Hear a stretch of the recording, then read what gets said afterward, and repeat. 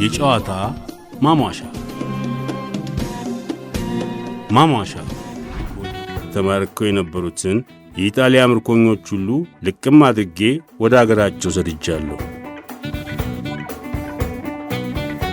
ጣሊያኖች ምርኮኞቹን አስፈትተው እንደገና ድጋሚ መልሶ ለመውጋት ያሰቡት ሐሳብ አልሆነላቸው አለ።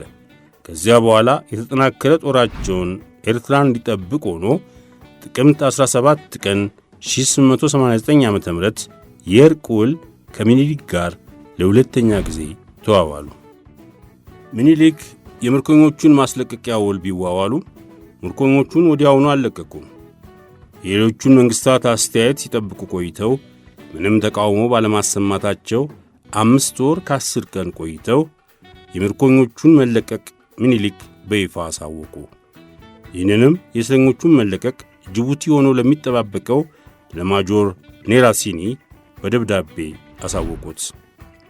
ይድረስ ከማጆር ኔራሲኒ የኢጣሊያ ንጉሥ ባለሙሉ ሥልጣን መልእክተኛ፣ ጅቡቲ በ12 የካቲት 1897 በሙሴ ሞንዶን እጅ የተላከው የስልክ ቃል ደረሰኝ።